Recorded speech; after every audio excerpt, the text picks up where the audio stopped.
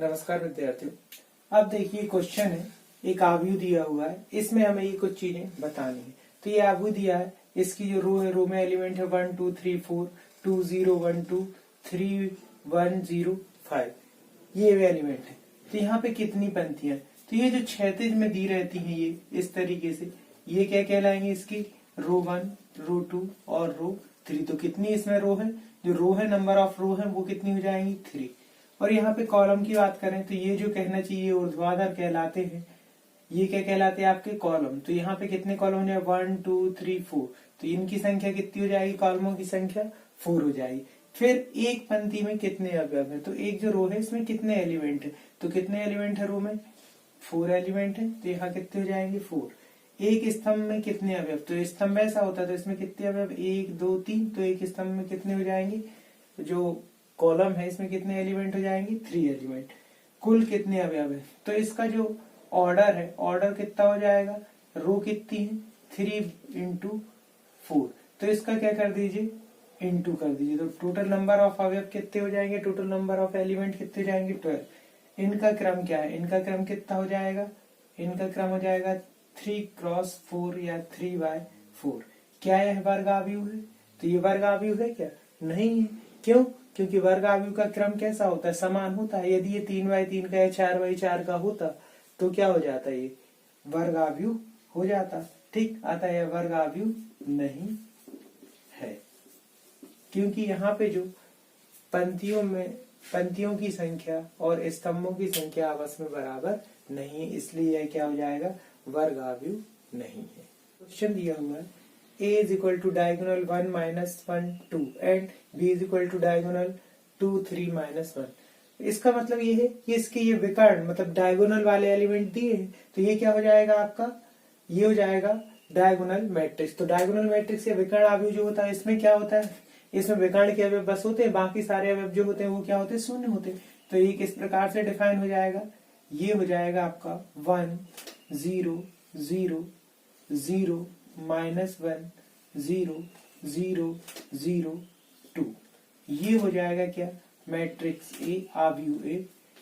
And आव्यूह B किस प्रकार होगा, वो होगा इस प्रकार से 2 0 0 0 3 0 0 0 -1, ये हो जाएगा। क्लियर। अब हमें क्या करना है, a प्लस बी फाइंड करना है। सो इसको लिख दीजिए a प्लस बी, ये क्या हो जाएगा, ये हो जाएगा a की वैल्यू 1 0 0 0 -1 0 0 0 2 प्लस ये हो जाएगा 2 0 0 0 3 0 0 0 -1, ये हो गया। अब इनको ऐड कर दिए, तो ये ध्यान रखिए जब हम इनको ऐड करते हैं या इनको सब्ट्रैक्ट करते हैं तो क्या होता है, ये जो आपका C1 है, C1 से C1 ऐड होगा या सब्ट्रैक्ट होगा, और C2 से C2 और C3 से C3, इस प्रकार से इनका जो जोड़ और घटाना होता है। और इनका जो एडिशन और सब्सट्रैक्शन होगा वो कब होगा, जब इनका ऑर्डर सेम होगा। तो यहाँ देखिए इनका जो ऑर्डर है वो कितना है 3 × 3 है, और ये भी कितना है 3 × 3, तो इनका एडिशन इसीलिए हो रहा है और सब्सट्रैक्शन भी इसी का। यदि ऑर्डर डिफरेंट है तो ना एडिशन होगा और ना ही सब्सट्रैक्शन होगा, मतलब ऑर्डर यदि इनका क्रम अलग अलग है तो जोड़ और घटाना दोनों संभव नहीं होंगे। अब देखिए इसको ऐड कर देते हैं, तो ये कितना हो जाएगा 1, तो पहला कॉलम पहले कॉलम से जुड़ेगा, तो 1 + 2 लिख दिया हमने। फिर दूसरा कितना हो जाएगा 0 + 0, या इसको पूरा एक बार लिख लीजिए, तो ये लिखा हमने कितना 1 + 2, और ये कितना हो जाएगा 0 + 0, और ये हो जाएगा 0 + 0। अब कॉलम 2 की 0 + 0, और ये कितना हो जाएगा -1 + 3, और ये कितना हो जाएगा 0 + 0, और ये हो जाएगा आपका 0 + 0, और ये वाला हो जाएगा 0 + 0, और ये हो जाएगा 2 ± 1, ये बन गया आपका एक मैट्रिक्स। आप इसको सॉल्व करके लिख दीजिए। So now imply a + b = ये कितना हो जाएगा, ये हो जाएगा 3 0 0 और ये हो जाएगा 0 और ये हो जाएगा कितना 2 और ये हो जाएगा 0, ये हो जाएगा 0 0 और लास्ट वन क्या हो जाएगा 1। तो ये हो जाएगा आपका, या इसको हम ऐसे भी लिख सकते हैं a plus B is equal to diagonal, क्योंकि सारे अवयव शून्य तो इसे लिख दीजिएगा 3 2 1, ये आंसर। तो इस प्रकार से इन क्वेश्चंस को हम हल कर सकते हैं और जो आव्यूह होता है आव्यूह का योग इस प्रकार से होता है। नेक्स्ट क्वेश्चन है a is equal to 1 0 0 1 and b is equal to 0 -1 -1 0, then find that 2a plus 3b। ये हमें क्या करना है, फाइंड करना है। तो ये देखिए ये हो जाएगा 2a plus 3b is equal to 2 into value of a क्या हो जाएगी भाई, a मैट्रिक्स कितना है 1 0 0 1 plus 3 into value of b क्या हो जाएगी, ये हो जाएगी, ये कितना हो जाएगा 0 -1 -1 0, ये हो गया। ठीक, अब हम क्या करते हैं, ये जो 2 है इसका इंटू कर देंगे तो इसके प्रत्येक अवयव में जो भी सारे एलिमेंट होंगे इन सारे एलिमेंट में 2 का इंटू हो जाएगा। तो ये कितना हो जाएगा 2, ये हो जाएगा 0 और ये हो जाएगा 0 और ये कितना हो जाएगा 2। देन क्या हो जाएगा 3 का इंटू इनके सारे एलिमेंट में हो जाएगा। तो अब क्या हो जाएगा ये 0 और ये कितना हो जाएगा -3 और ये कितना हो जाएगा 0। अब इनको ऐड कर दीजिए, ऐड करेंगे तो क्या होगा, प्रत्येक अवयव जो है उसके संगत अवयव से करस्पॉन्डेंस एलिमेंट होगा जो उससे ऐड हो जाएगा। तो ये कितना हो जाएगा 2 प्लस 0 और ये हो जाएगा 0 -3 और ये कितना हो जाएगा आपका 0 -3 और ये कितना हो जाएगा 2 प्लस 0, ये हो गया। इसे और सॉल्व कर दीजिए तो ये कितना हो जाएगा, ये हो जाएगा 2, ये हो जाएगा -3, ये हो जाएगा -3 और ये हो जाएगा 2।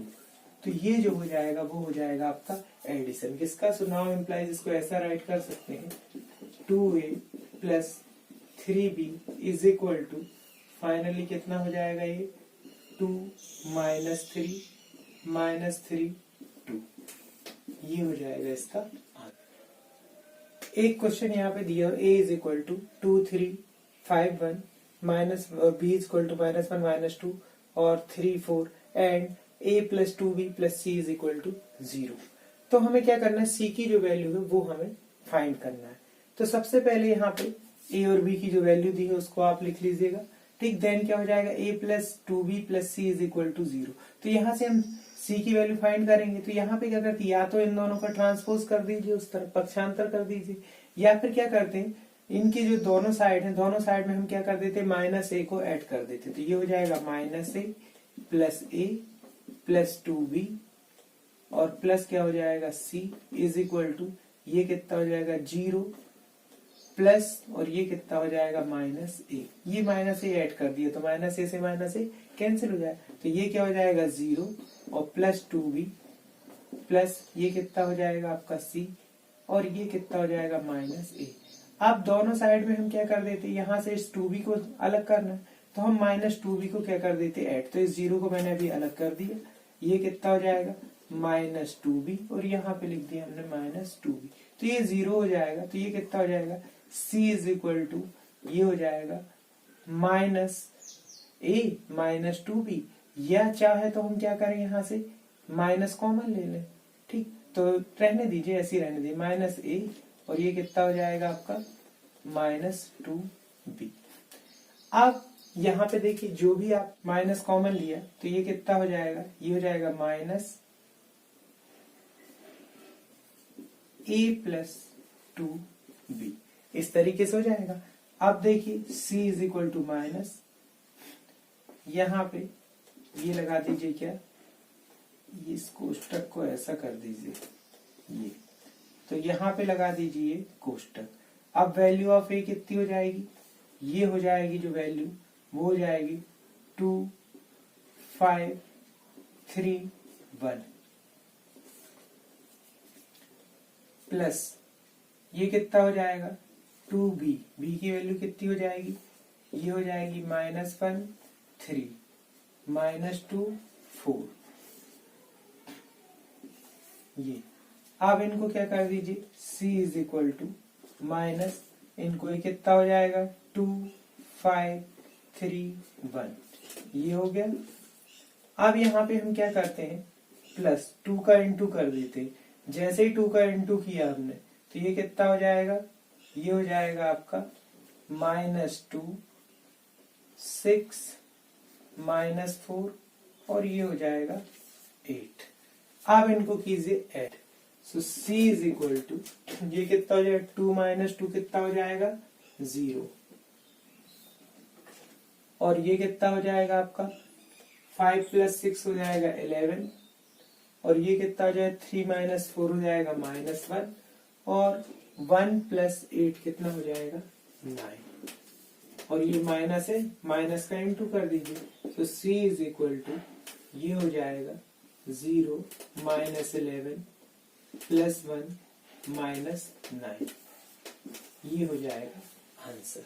तो इस तरीके से इन क्वेश्चंस को हमें सॉल्व करनी है। नेक्स्ट क्वेश्चन है x 1 1 + y -1 1 is equal to 10 12।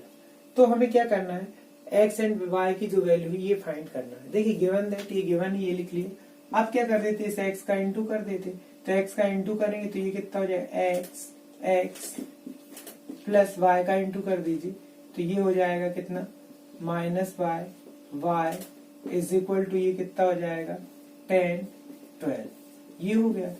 अब इन दोनों को ऐड कर दीजिए। जैसे ही ऐड करेंगे तो ये कितना हो जाएगा x - y, और ये हो जाएगा x + y, ये हो गया इज इक्वल टू कितना हो जाएगा 10 12। अब देखिए इनके जो करस्पॉन्डिंग एलिमेंट है इनका क्या कर दीजिए, कंपेयर कर दीजिए, या संगत अवयव इनकी तुलना। तो ये क्या हो जाएगा x - y is equal to 10, equation first, and x + y is equal to कितना हो जाएगा 12, ये हो जाएगी इक्वेशन सेकंड। अब देखिए यहाँ से x और y की वैल्यू फाइंड करना है, तो हम क्या कर देते हैं, इनको ऐड कर देते हैं। इनको क्या कर देते हैं, ऐड कर देते हैं, या जोड़ने पर। तो इनको ऐड कर दीजिए। तो ऐड करेंगे तो ये क्या हो जाएगा, y से y कैंसिल हो जाएगा, और 2x इज इक्वल टू कितना हो जाएगा, ये हो जाएगा 22। सो ये क्या हो जाएगा, x इज इक्वल टू 11। अब x की वैल्यू यहाँ कहीं भी पुट कर दीजिए, इक्वेशन फर्स्ट या सेकंड में। तो यहाँ क्या हो जाएगा, फ्रॉम 1 में क्या हो जाएगा आपका 11 - y इज इक्वल टू कितना हो जाएगा 10। सो 11 10 को इधर ट्रांसपोज कर दीजिए, is equal to y। So y becomes 1, ये हो जाएगा आंसर। तो x और y की जो वैल्यू है, x की वैल्यू कितनी हो जाएगी 11 और y की वैल्यू कितनी हो जाएगी 1। तो इस तरीके से सारे के सारे क्वेश्चंस को हमें हल करना है। उम्मीद करता हूँ आपको ये सारी की सारी चीजें, सारे टॉपिक्स समझ में आए होंगे। यदि कोई डाउट है, कोई क्वेरी है, तो वो आप मुझे इनबॉक्स में मैसेज कर दिए, उसका जो भी सॉल्यूशन होगा वो मैं आपको प्रोवाइड करवा